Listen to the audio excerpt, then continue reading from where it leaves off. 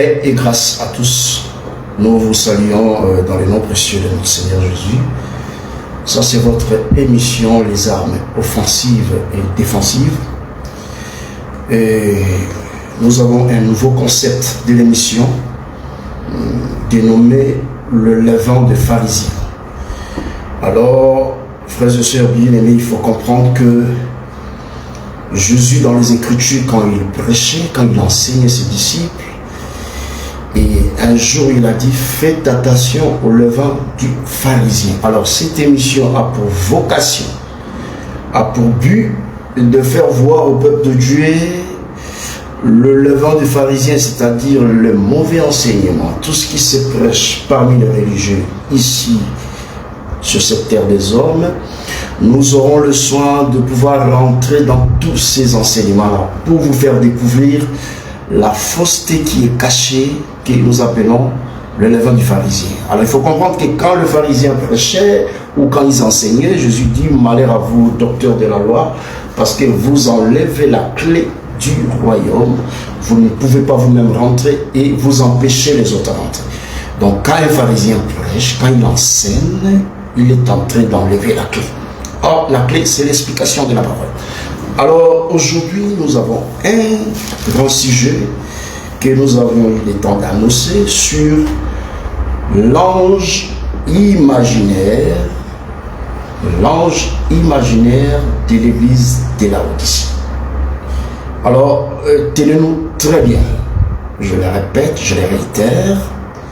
Le thème, les titres, c'est que nous voulons parler de l'ange imaginaire de l'église de Laodicée. Alors, nous allons expliquer pourquoi ce thème l'ange imaginaire avec des éléments factuels. Et comprenez-nous très bien, cette émission a pour vocation de fermer la bouche aux contradicteurs.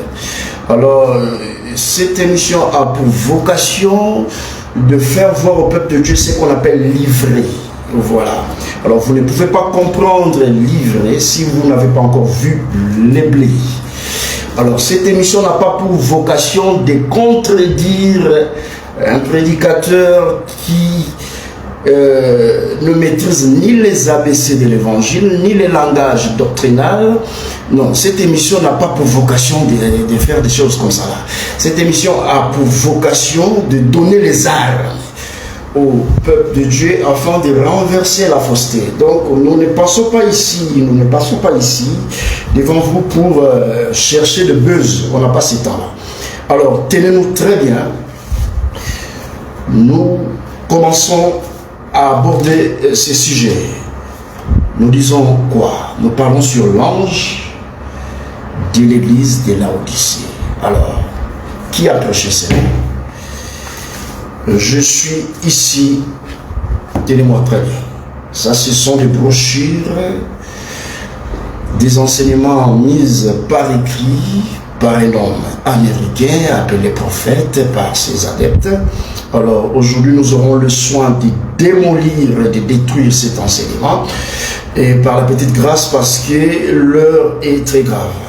Alors remarquez ceci frères, je suis ici avec moi, j'ai ici plutôt avec moi le brochure intitulé Christ révélé dans sa parole. Alors, c'est quoi ou d'où vient cette expression l'âge de l'église? Vous devez comprendre ça. Alors, il faut noter A. On va commencer par détruire. A. L'expression âge de l'église n'est pas dans les Écritures. L'expression âge de l'église sort dans l'histoire. Alors, voilà ce que l'homme Branham dit. Nous détruisons l'enseignement avec des éléments factuels. Alors, je prends ici, page 22. Page 22. Je lus à partir paragraphe 86. Notez-moi ça très bien. Nous avons eu à Tucson une émission qui montrait comment l'église de Wesley où l'église méthodiste s'est formée. Je remonte paragraphe 84, voilà ce qu'il dit. À l'âge de Wesley plutôt, de Luther, sont sorties d'autres feuilles qui sont mortes aussi. Donc, Branham explique ceci que l'église méthodiste qui a été formée, appelée l'église de Wesley, dans le paragraphe 84, Branham appelle cette église l'âge de Wesley. Ça veut dire quoi? Ça veut dire que dans l'entendement de Branham, quand il lut l'histoire des réformateurs des églises, donc les réformateurs des églises pour Branham c'est l'expression plutôt de cet âge de l'église. Je le répète ici. À l'âge de Wesley, de Luther, sont sorties d'autres feuilles qui sont mortes aussi, à savoir Zwingli et Calvin, et tous les autres qui sont apparus lors de cette grande réforme. Donc pour Branham, les réformateurs des églises, ou ceux qui ont battu leurs églises par des réformes, pour Branham, ça veut dire que ces hommes ont passé ou ont traversé les âges de l'église. Donc pour Branham, expression âge de l'église sort par la réforme de l'église. Alors, ce n'est pas quelque chose qui est écrit dans la Bible. Alors, pour détruire cet enseignement, vous devez comprendre Matthieu chapitre 16. Matthieu chapitre 16. Je vais lire pour vous. Écoutez-moi très bien. Matthieu chapitre 16. Voyez ce qui est écrit. Jésus répond à Pierre. Verset 18. Et moi je t'ai dit que tu es Pierre, et que sur cette pierre je bâtirai mon église. Et les portes de séjour de monde n'éprouveront point contre elle. Qu'est-ce que ça veut dire? Ça veut dire que l'église est une. L'église a été battue par une seule personne qu'on appelle Jésus. Le fait que l'église est une, battue, formée par une seule personne, cela fait tomber tout langage de Branham ou tout langage de ce prophète qui dit qu'il y a 7 âges de l'église. Donc il n'y a pas 7 âges de l'église parce que le formateur de l'église est un. Tandis que Branham, par sa définition, je suis ici dans la prédication intitulée Christ est révélé, je lis ici paragraphe 86. Nous avons eu à Tusson une émission qui montrait comment l'église de Wesley. Maintenant, l'église de Wesley, paragraphe 84, Branham appelle ça l'âge de Wesley. Or, il y a une seule église, battue par un seul formateur qui est Jésus. Donc, comme il y a une seule église, il ne peut pas y avoir 7 âges de l'église. Donc, l'expression 7 âges pour Branham est liée au réformateur. Or, l'église du Seigneur n'a jamais été réformée parce que Jésus a dit le port de séjour de mort, c'est-à-dire la mort, ne peut pas rentrer par là à l'église. Voilà pourquoi Jésus a scellé son église dès son vivant. Donc, l'expression âge de l'église, selon la définition, est liée à l'histoire des réformateurs des églises. Or, l'église de Dieu n'a jamais été réformée. Qui dit réformer dit apporter un changement. Or, l'écriture dit cette bonne nouvelle du royaume sera prêchée en commençant par Jérusalem jusqu'aux extrémités de la terre. Donc, ce qui a été prêché depuis les temps des apôtres, c'est la même chose que nous prêchons aujourd'hui. Alors, l'expression âge dans les Écritures, nous les trouvons, mais pas dans l'Église. Tenez-moi très bien. Je me répète que l'expression âge de l'Église, plutôt âge, nous les trouvons dans les Écritures, mais pas dans l'Église. Alors, Actes des Apôtres. Actes chapitre 14. Actes chapitre 14. je vais lire à partir du verset 16. Notez-moi ça très bien. Acte 14, verset 16. Voilà ce qui est écrit. Je lis pour vous. Dans les générations passées, quand vous prenez la tradition seconde, là je suis dans la tradition seconde révisée, dans les âges passés, il a laissé toutes les nations suivre leur propre voie. Vous voyez, l'expression âge est écrite dans la Bible. Mais l'expression âge n'a jamais été collée à l'église. L'expression âge, quand les apôtres employaient ça, c'est par rapport aux générations passées. Qu'est-ce qui s'est passé là-bas? C'est quand Dieu a donné la loi, Psaume 147, verset 19 avant, quand Dieu a donné la loi aux enfants d'Israël, il a privé cette loi au reste des nations. Dans les temps où Dieu marche avec un seul peuple, c'est temps-là, par rapport à la grâce, on appelle ça les âges passés. Les âges passés en rapport avec la grâce, pas en rapport avec l'église. Aucun branhamiste sur la planète Terre peut venir avec un élément factuel pour montrer noir sur blanc l'expression âge liée à l'église. Ça n'existe pas. C'est dans l'histoire, ici. Or, toute histoire qui ne marche pas en conformité avec les Écritures, nous détruisons cela et nous renversons cela. Voilà ce que nous disons. Donc, nous voyons l'expression âge ici. Je prends Acte chapitre 17, verset 30. Encore. Acte chapitre 17, verset 30. Voilà ce qui est écrit. Acte 17, verset 30. Dieu, sans tenir compte des temps d'ignorance, annonce maintenant à tous les hommes, en tous lieux, qu'ils aient à se repentir. Mais pour comprendre ça, vous allez comprendre que les temps d'ignorance, c'est ce qu'on appelle les âges passés. Donc l'expression âge est écrite dans les Écritures. Maintenant, aujourd'hui, sous la grâce, quand on dit âge de l'église, non, ça n'a pas sa place. L'expression que nous devons utiliser aujourd'hui, c'est ce que frère Paul appelle maintenant. Donc les temps de l'église, ça s'appelle les temps de maintenant. Les temps de l'aujourd'hui. Est-ce que vous entendez ça? Voilà. Alors, je vais prouver ça encore une fois dans Colossiens. Notez-moi très bien, Colossiens chapitre 2. Colossiens chapitre 2, nous avançons petit à petit par la grâce Seigneur. Colossiens chapitre 2, à cause du temps. Colossiens chapitre 2, frère Paul dit ceci. Christ, mystère caché de tous les temps et de tous les âges. Vous voyez, l'expression âge vient par rapport au passé.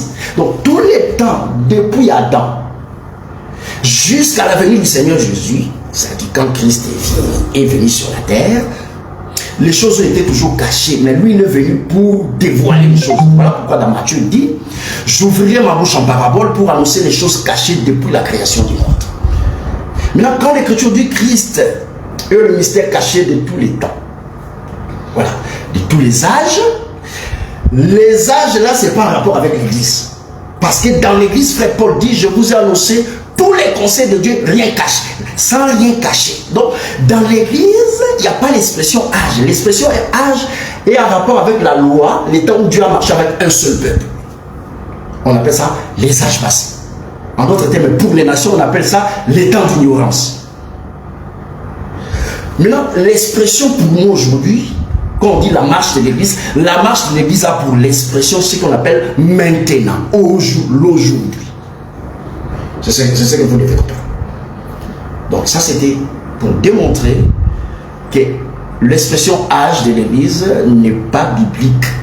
Donc quand quelqu'un va venir nous contredire, il faut qu'il apporte un élément factuel pour démontrer que âge, c'est dans les Écritures. Non, mais âge, c'est par rapport au temps d'ignorance, au temps où Dieu a donné la loi aux enfants d'Israël. Il a privé cette loi, cette loi au reste des nations. Alors, maintenant, les thèmes d'aujourd'hui, c'est montrer l'ange imaginaire de l'église de Laodicée. Déjà par là, nous venons de comprendre qu'il n'y a pas une expression écrite ici dans la Bible, âge de l'église. Branham a pris ça dans l'histoire des réformateurs des églises. Or, l'église de Dieu a été formée, a été battue par une seule personne qui est Jésus. Là, s'il y a des hommes qui viennent après pour dire que moi aussi je formais mon église, moi aussi je formais mon église, or il y a une seule église. Donc, le fait qu'il y ait une seule église, il ne peut pas y avoir cette expression âge. Les âges, selon Branham, selon l'histoire, c'est un rapport avec la réforme, avec les réformateurs. Alors, maintenant, démontrons que l'ange de Laodicée, c'est un ange imaginaire. Alors, nous commençons cela. Pourquoi nous disons que c'est un ange imaginaire? Parce que nous allons démontrer tout au long de notre émission que cet ange-là est imaginaire. Parce que l'expression âge de l'église, c'est aussi une expression imaginaire, utopique. Ça n'a jamais existé. Le fait que ça n'a jamais existé dans les Écritures, cet âge de l'église, ces anges-là aussi sont imaginaires. Alors, voilà comment Branham s'auto-exclut ici dans les Écritures. Calmement. Prenons les Écritures. Alors, je suis ici dans les Écritures. Tenez-moi très bien. Avant de prendre les Écritures, je vais prendre pour vous la prédication de Branham sur l'ange de l'église de Laodicée. Suivez-moi très bien, très bien. Suivez très bien. Voilà ce que Branham dit. Je suis ici. Premièrement, ce messager sera un prophète. Il aura la fonction d'un prophète, un ministère de prophète. Ce ministère sera fermement appuyé sur la parole. Parce que lorsqu'il donnera une prophétie ou aura une vision, ça sera toujours dans la ligne de la parole. Et cette prophétie ou cette vision se réalisera toujours. Il sera confirmé comme prophète à cause de l'exactitude de ces prophéties. Branham donne les signes qui démontrent que celui-ci, il est l'ange messager de l'église de Laodicée. Il dit que quand il va prophétiser, quand il va donner la vision, il va donner la vision avec exactitude et sa vision ou sa prophétie doit toujours se réaliser. Alors, voilà ce qu'il dit. Le septième ange se trouve dans Apocalypse chapitre 11, verset 15. Notez-moi ça très bien. Celui dont on parle dans Apocalypse chapitre 10, verset 7. Le messager du septième ange. Qu'est-ce que Branham dit? Branham dit que le septième ange, c'est Apocalypse 10, verset 7, égale Apocalypse 11, verset 15. Alors, tenez-nous très bien.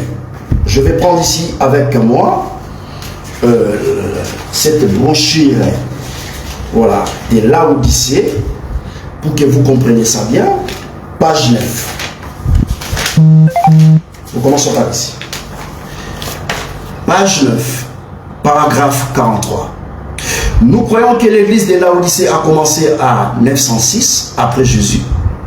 Je prédis. Écoutez-moi très bien. Les brahmanistes se disent, quand on dit je prédis, ça veut dire que il n'engage pas Dieu. Alors, je suis ici, hein. Il faut taguer toutes ces personnes. Maintenant, rappelez-vous bien ceci, je prédis. Surtout, vous qui écoutez les enregistrements.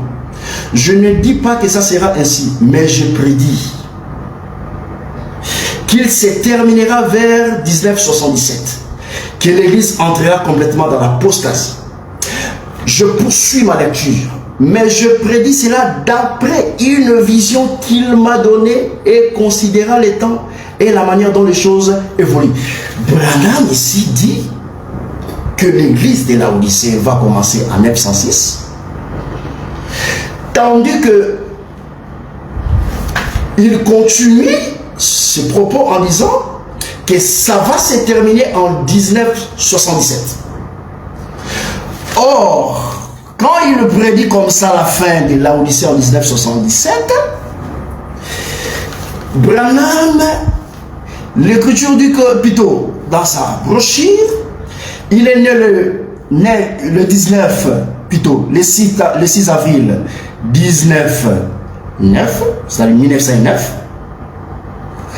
Mais il est mort en 1965. Mais il dit que l'âge de l'église de Laodicée va s'achever en 1977. Tandis que lui, il est mort en 1965. Or, quand vous lisez ces brochures, vous allez remarquer ceci. Je suis ici dans le paragraphe 8, verset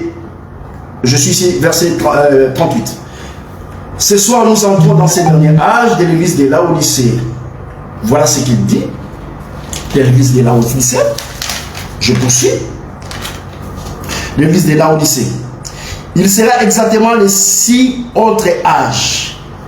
Alors, quand Branham parle que l'âge de l'église de Laodicée va s'achever en 1977, tandis que lui, il est mort en 1965. Or, dans ses brochures, il a prédit que le dernier messager viendra à la fin de l'âge. Alors, démontrons que Branham se contredit ici dans ses propos. Voilà ce qu'il dit. Suivez-moi très bien ici, parce que nous avons plusieurs brochures à émettre ici. Je vais prendre pour vous. Je vais prendre pour vous ici. Suivez-moi très bien. L'église de Laodicée. L'église de Laodicée. Suivez très bien ici.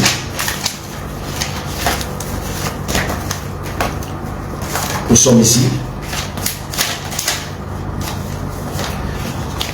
Page 12, paragraphe 61. Je vais lire pour vous. Paragraphe 60. Écrit ces choses à l'ange de l'église de Smyrne. Voilà ce qu'il dit.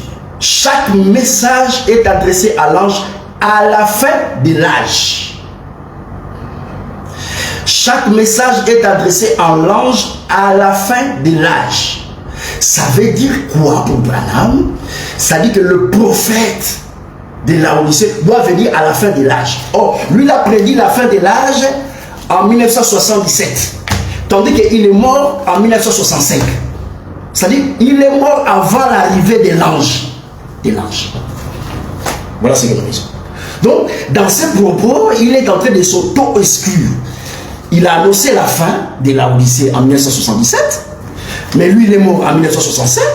Mais il dit ici, dans l'âge de Laodicée, paragraphe 60, il dit bien, chaque message est adressé à l'ange à la fin de l'âge plutôt.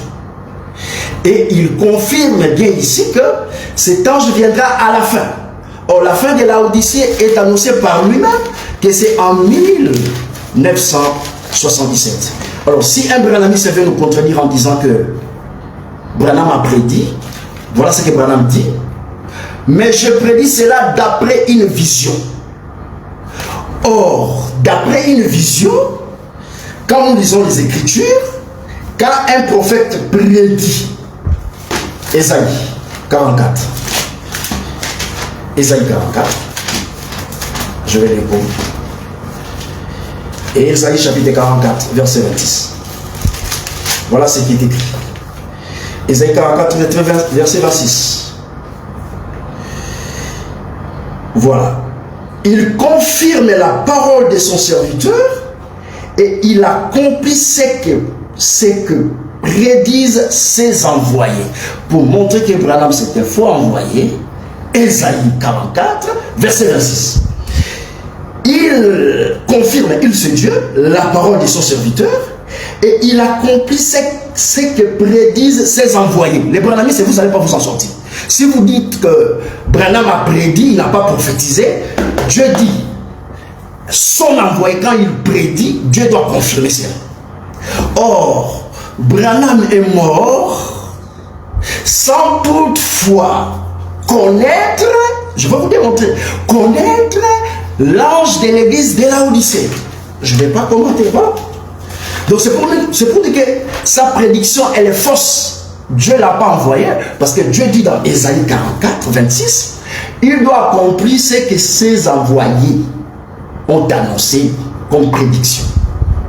Tandis que ici, quand Branham prédit la fin de la Odyssée, c'est en 1977, c'est-à-dire l'enlèvement, cela n'est pas accompli, ça prouve qu'il n'est pas envoyé comme prophète du temps. Quand un Branham vient nous contredire, qui s'appuie sur Ésaïe 44, verset 26. Parce que pour eux, ils disent seulement, oh non, il a prophétisé, il n'a pas prophétisé, il a prédit. Dieu dit dans Ésaïe 44, 26, il a accompli les prédictions de ses envoyés. Donc, si tu es envoyé par Dieu, si tu prédis, Dieu doit accomplir ça. Alors, Branham, il ne savait pas cet ange-là. Voilà pourquoi nous parlons l'ange imaginaire. Je suis ici. L'âge de la Odyssée. Paragraphe 61. Or, cet ange qui vient en ce jour, je désire. Je note quelque chose ici. J'aimerais simplement le lire. Le là, c'est l'ange. Ça dit, Branham, il est en train de parler d'une autre personne. Voilà. Je poursuis. Il dit, mais il sera connu dans la dernière partie de l'âge. On ne les connaît pas. Ça dit que quand Branham parlait, enseignait sur l'ange de la Odyssée, personne n'avait la connaissance de cet ange. Donc c'était un ange imaginaire. Voilà ce que vous devez comprendre. Cet ange-là, c'était un ange imaginaire.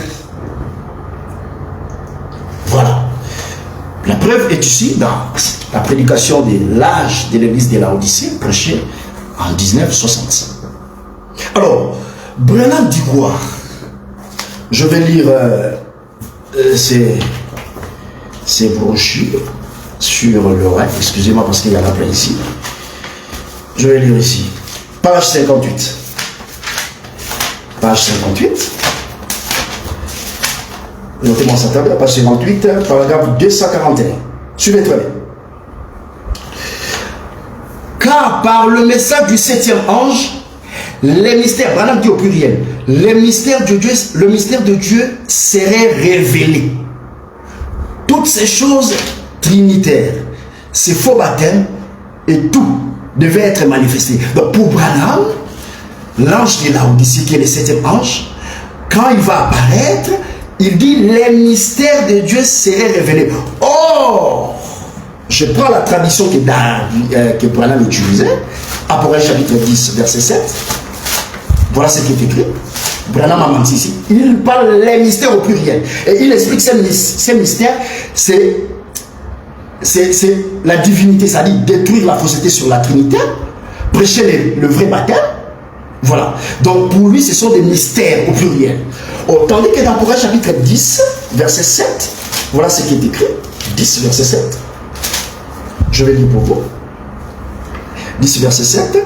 Au jour de la voix du 7e ange, quand il sera sur le point de sonner de la trompette, le mystère c'est au singulier. Le mystère c'est au singulier. Branham a menti. Aucun Branhamiste sur la planète Terre peut venir contredire ça. Il a menti. Regarde. Il faut que vous voyez ça. Ils ne vont pas s'en sortir ici. Voilà. Branham triche avec les Écritures en disant les mystères. Dans Apocalypse 10, verset 7, notez ça très bien.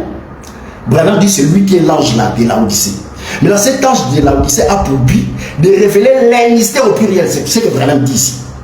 Okay. Quand un Branhamiste vient venir nous contredire, il doit s'appuyer sur les éléments factuels, pas venir insulter. Ici, vous n'allez pas vous en sortir. Donc il va tricher en disant les mystères de Dieu seraient révélés. Tandis que Darby, que Branham utilisait, dit le mystère au singulier sera terminé. Et Branham dit ce mystère, c'est prêcher la divinité, c'est-à-dire détruire la Trinité, prêcher un seul baptême au nom de Jésus. Or, nous voulons démontrer que la fausseté dans l'église, la fausseté prêchée au milieu de nous, ne peut jamais amener l'église à sombrir, l'église à rentrer dans les noirs. Alors, prenons 2 Timothée. Prenons 2 Timothée. 2 Timothée, chapitre 2, verset 18. Je vais lire pour vous. Chapitre 2, verset 18. Écoutez-moi très bien. Je vais commencer le verset 17. Leur parole rongera comme la gangrène de ces nombres. Frère Paul cite le frère qui blasphémait contre la doctrine, qui prêchait autre chose. De ces nombres sont Hyménée et Philette, qui se sont écartés de la vérité et qui renversent la foi de quelques-uns. Pourtant, la solide base, voilà ce que tu dis, la solide base posée par Dieu subsiste, scellée par ses paroles. Au moment où il menait prêcher la fausseté, Paul dit, la solide base posée par Dieu n'a pas été renversée. Donc Dieu, même au temps des apôtres, il y avait un groupe de frères qui prêchaient la fausseté. Donc si au temps de Branham, ou avant Branham, il y a eu des gens qui ont prêché, qui ont enseigné la fausseté, qu'il y a 3 personnes en Dieu, cela ne veut pas dire que le fondement a été renversé. Non, on ne renverse pas le fondement, mais on renverse la foi de quelques-uns. Alors, Branham ne peut pas venir pour dire que c'est par lui, c'est lui qui est l'ange de l'église de Laodicée, parce qu'il est venu remettre l'enseignement sur la divinité de Jésus, remettre l'enseignement sur le baptême. Au temps des apôtres, il y avait des gens qui prêchaient la fausseté, mais Paul dit que la base, le fondement a été toujours bien posé, bien posé. Donc, un homme ne peut pas venir après pour dire que Dieu m'a envoyé pour restaurer la vérité. Même au temps des apôtres, la vérité, les gens s'écartaient à cela, mais la parole restait debout. Dieu n'avait pas encore besoin d'envoyer un ange pour venir restaurer cette vérité. Donc, la fausseté ne peut pas détruire le fondement qui est la doctrine de Christ. Voilà ce que nous disons. Donc, il ne peut pas être l'ange de l'église de Laodicée. C'est-à-dire, cet ange pour Branham a pour but de révéler les mystères. Or, Apocalypse 10 dit le mystère. Maintenant, ce mystère-là a été dévoilé dans Apocalypse 11, verset 15. Je lis ici. Aucun branhamiste ne peut venir s'amuser à parler autre chose ici. Apocalypse chapitre 11, verset 15. Je vais lire.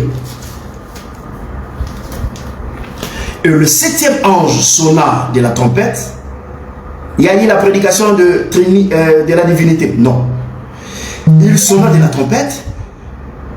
Il y a eu dans le ciel de grandes voix disant, le royaume du monde de notre Seigneur Jésus, de notre Seigneur et de son Christ est venu.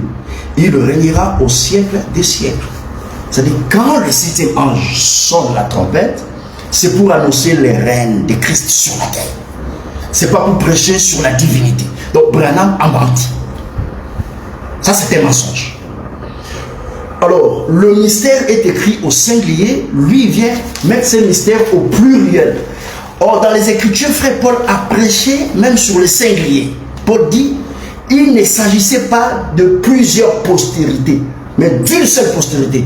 C'est-à-dire que quand Branham ajoute dans le S, déjà c'est dit le 20, tout son enseignement, même s'il ressuscite est mort. Si Christ vient et les branhamistes et les brochures, il n'est pas à la place au ciel. C'est ça. Paul dit un peu de lever fait lever toute la pâte. Donc il ne faut pas vous amuser ici. Donc tu ajoutes S à la place. Donc tu veux prêcher, tu ajoutes S derrière le E, c'est déjà du levain. Et quand tu dis un peu de levain fait lever toute la pâte. Donc Branham a menti dans sa prédication que l'ange de Laodicée doit venir révéler les mystères. Et il cite les mystères. Baptême au nom de Jésus, prêcher la divinité. Or, l'Écriture dit le mystère au Seigneur. Et ce mystère a été dévoilé dans Apocalypse chapitre 11, verset 15. Donc, il a menti. Alors, Branham continue toujours à se contredire sur les âges. Alors, vous allez comprendre ça. Je vais prendre l'église de Laodicée, ici. Branham dit que l'église où l'âge commence toujours par l'âge de l'église vient toujours après. Ça veut dire qu'il va expliquer que quand l'ange vient après. Il ne vient pas au début de l'âge de l'église. Alors, il est en train de nommer ici, je vais dire pour vous, par la petite grâce, Il est en train de nommer ici Paul comme le premier ange, en disant que l'église a commencé par Paul. Nous disons faux et archi faux. Alors, Paul n'a pas commencé l'église. Même prêcher chez les nations, ce n'est pas Paul. Le premier à prêcher chez les nations, c'est Pierre. Donc, déjà, dans son classement, quand il place cet âge, déjà nous avons compris que l'expression cet âge n'est pas biblique. Pour Branham, les réformateurs, quand ils créaient leurs églises, c'est ça, cet âge de l'église. Or, il y a eu plusieurs réformateurs. Est-ce que vous comprenez ça? Donc, comme l'église a été battue par une seule personne, il ne peut pas y avoir l'expression cet âge. Voilà. Wesley n'a pas battu l'église. Colomba n'a pas battu l'église. Luther n'a pas battu l'église. C'est Jésus qui a battu l'église, Matthieu 16. Le fait que Jésus soit le seul à battu son église, l'expression cet âge tombe. C'est comme ça qu'on fait tomber ça. Parce que pour Branham, l'expression cet âge est liée aux réformes des églises. Voilà. Alors, Branham est en train de montrer que l'ange de l'église vient toujours à la fin de l'église. Voilà ce qu'il est en train de dire. Que l'ange vient toujours à la fin de l'église. Or, il place frère Paul comme le premier ange. Nous disons, ça c'est faux et archi faux.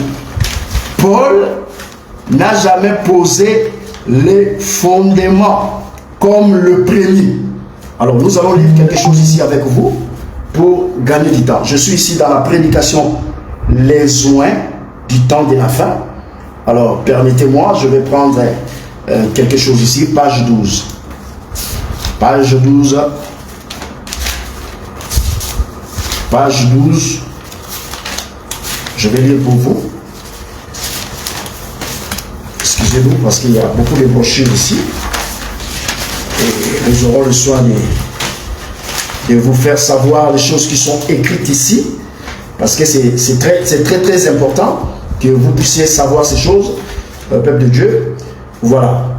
Donc je suis ici dans le paragraphe, plutôt dans l'enseignement les soins du temps de la fin. Voilà ce que Branham dit. Je vais lire pour vous par la petite grâce. Il dit ceci: le temps de la fin, plutôt le soin du temps de la fin. Il est en train de parler ici.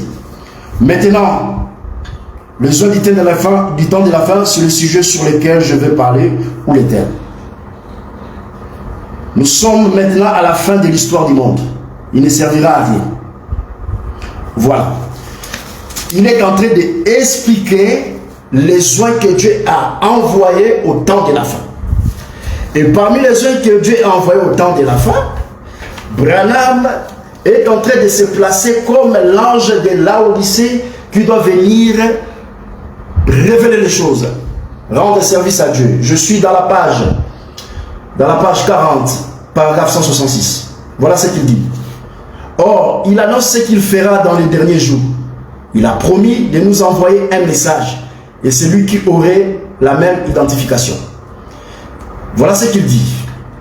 Il dit que lors de la proclamation du dernier ange, Apocalypse 10, au 7e verset, ces mystères qui ont été cachés, ces mystères seront révélés dans les derniers jours. Alors, pour les branhamistes, quand on dit dernier jour, ça commençait par l'apparition des prophètes américains. Nous disons non. Acte des apôtres. Donc Branham ne peut pas se situer comme l'ange de Laodicée en disant que parce que il est apparu au dernier jour. C'est faux. Acte des apôtres. Acte des apôtres. Je vais lire Acte chapitre 2. Suivez-moi très bien. Je commence le verset 17. Dans les derniers jours, dit Dieu, je répandrai mon esprit sur toute chair. Le dernier jour a commencé par la venue du Saint-Esprit. Maintenant, ces derniers jours-là marchent. Et quand ça marche vers sa fin, Paul maintenant vient dans Timothée en disant que dans les derniers jours, il y aura des temps difficiles. Donc, les derniers jours, cette expression a commencé par la prédication des apôtres. pas par l'apparition de Branham. Donc Branham ne peut pas se situer comme l'ange, les derniers messagers, l'ange de Laodicée, en disant que cet ange doit apparaître au dernier jour. Les derniers jours ne commencent pas par lui. Les derniers jours commencent le jour où le Saint-Esprit est descendu. Donc quand les apôtres prêchaient la parole, on appelle ça dernier jour.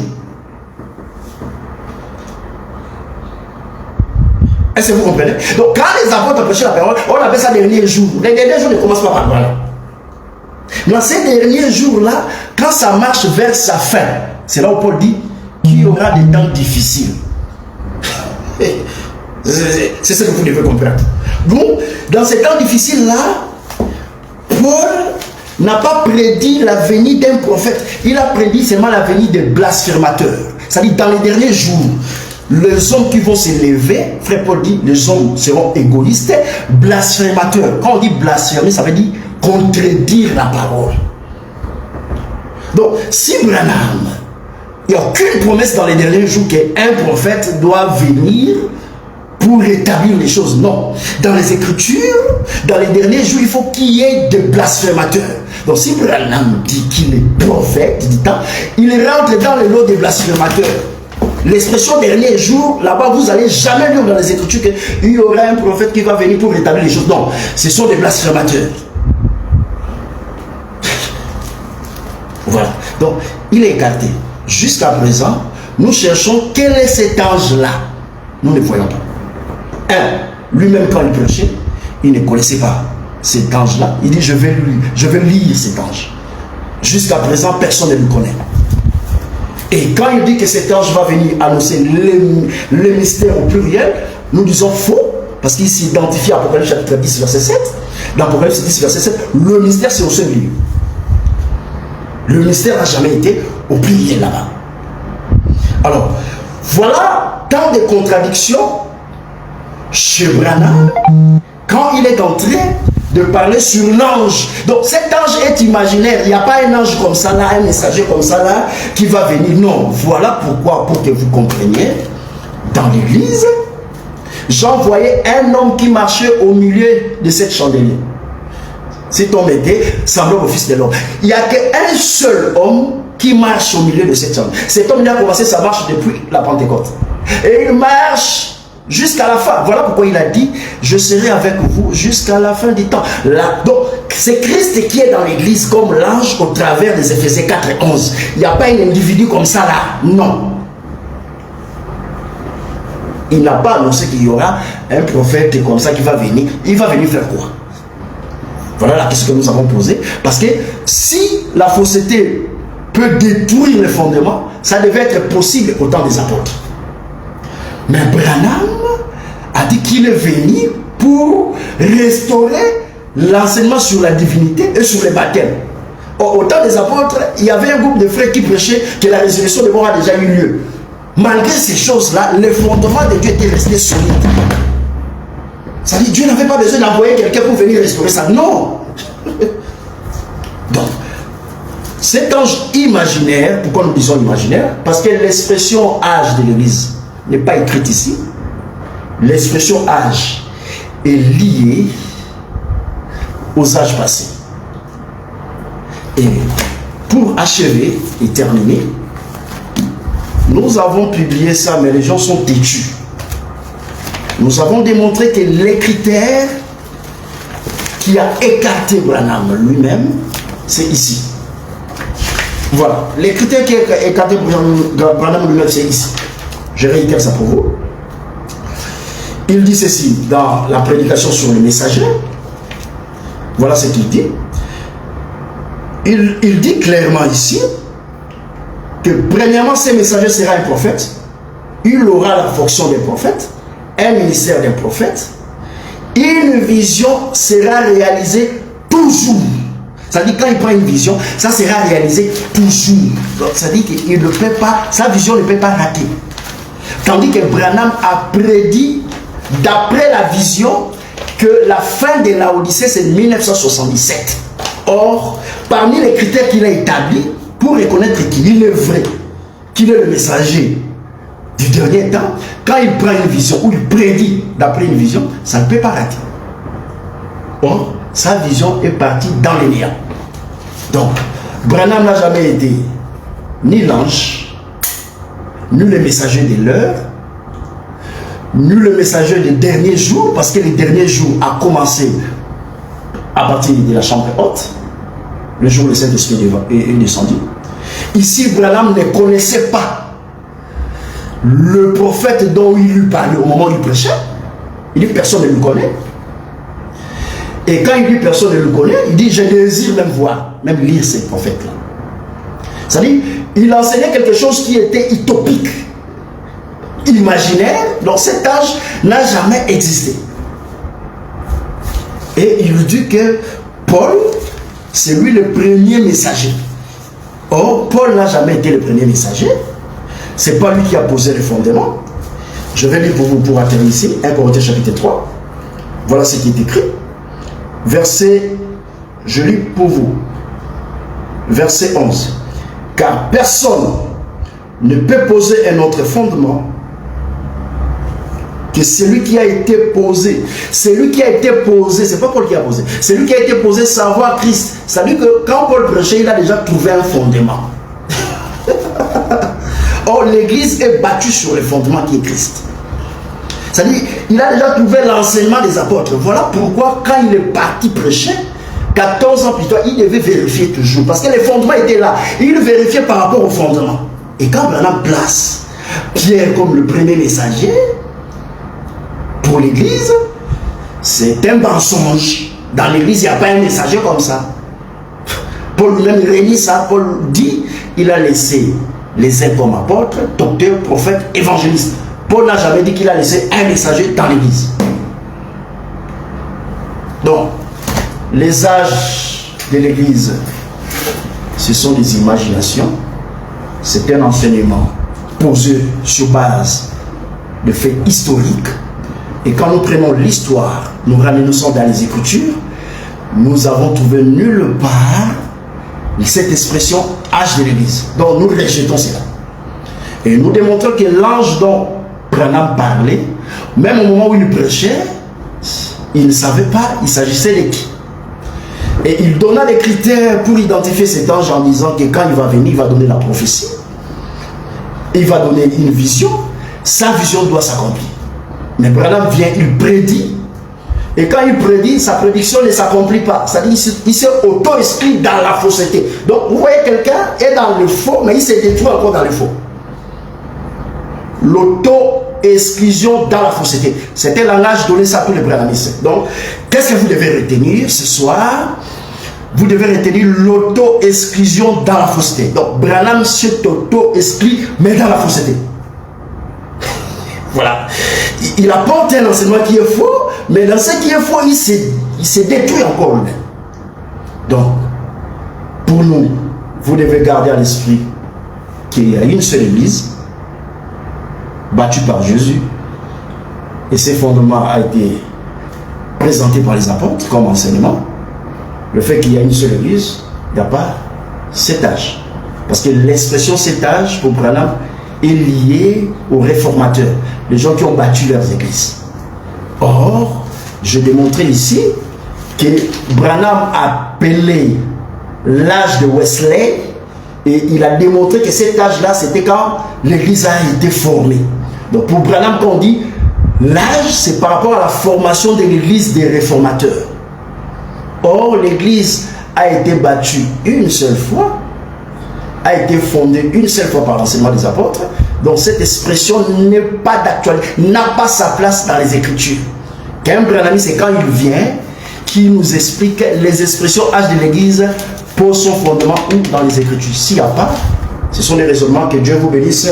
Ça, c'est votre émission La Voix de l'époux. Nous avons voulu démontrer aujourd'hui que l'enseignement sur l'ange de Laodicée, ça n'a ni la tête ni la queue. C'était l'enseignement Toïboui. Il y a un mélange, lui-même s'est contredit. Donc, nous, on ne peut pas venir l'appuyer ici. Donc, c'est un enseignement à rejeter de l'audition parce qu'il y a du levain, il y a la fausseté. Partagez et à la prochaine. Nous rentrons encore sur le branhamisme, nous rentrons encore sur les gens de Kakou, nous rentrons sur les kimbangistes. Nous allons prendre chez les musulmans, nous allons partir. Donc, nous allons voyager partout. Cette émission a pour vocation de vous faire voir du levain. Donc ici, ne nous amenez pas de contradicteurs ou quelqu'un dit comme ça, là, il n'est pas d'accord. On n'a pas le temps à perdre ici. Nous, on est en train de chercher les gens qui ont parlé, qui ont bouleversé le monde. Donc on n'a pas encore le temps de retourner 10 km en arrière pour chercher encore quelqu'un qu'on doit l'enseigner sur les ABC de l'évangile. C'est quoi le langage doctrinal? Je n'ai pas ce travail, cette énergie, c'est pour vous éclairer, pour nous éclairer par la petite grâce. Que Dieu vous bénisse richement. Partagez au nom du Seigneur Jésus.